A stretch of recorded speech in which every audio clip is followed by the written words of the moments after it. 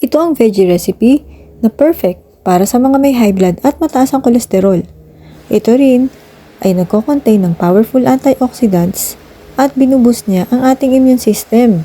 Ang sarap nito! Tara't lutuin na natin! So first, nilinis ko muna yung shrimp, tinanggal ko yung bituka niyan. Dapat talaga tinatanggal yan at marumi yan. And then, kinrush ko na yung shrimp head at saka yung skin. Then, niligyan ko ng water at in-strain ko para makuha yung shrimp extract na pampalasa. And then, sa pan, naglagay na ako ng oil at ginisa ko na ang bawang at sibuyas.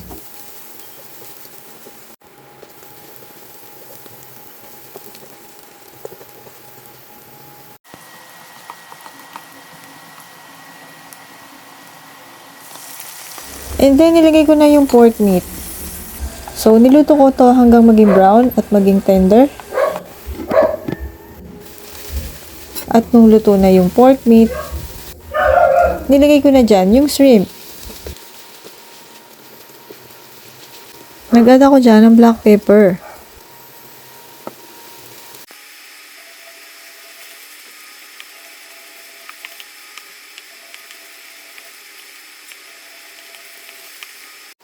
Then, nung medyo luto na yung shrimp, nag-add ako dyan ng shrimp extract.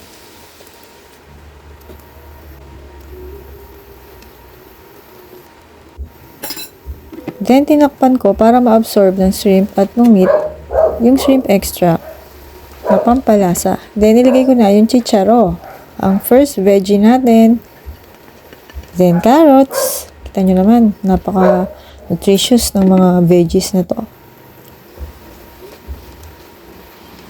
At colorful pa. Next, ito ng star, ang dahon ng bawang na nagpapababa ng kolesterol at high blood at it contains powerful antioxidants na magpapaganda sa ating hair at saka skin. Then, inad ko na ang labanos na napakarami ring nutritional benefits. Diba? Punong-puno talaga to ng gulay. Nag-add ulit ako ng shrimp extract at saka fish sauce na pampalasa. Tapos, inad ko na yung cabbage.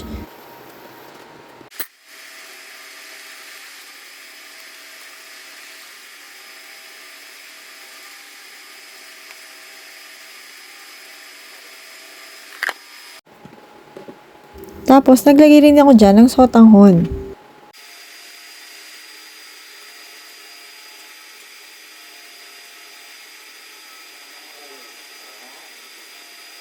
At dahil medyo matabang pa, nag-add ako dyan ng patis.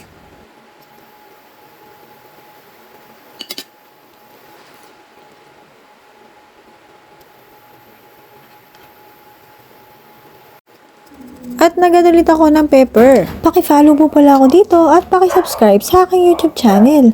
Naku, itry nyo na tong recipe na to bukas. Alam nyo na kung bakit. Napakasarap na. Marami pang nutritional benefits. Isa ito sa mga favorite kong gulay, pero hindi naman ako high blood or hindi naman mataas ang kolesterol ko. Sadyang mahilig lang ako kumain ng gulay.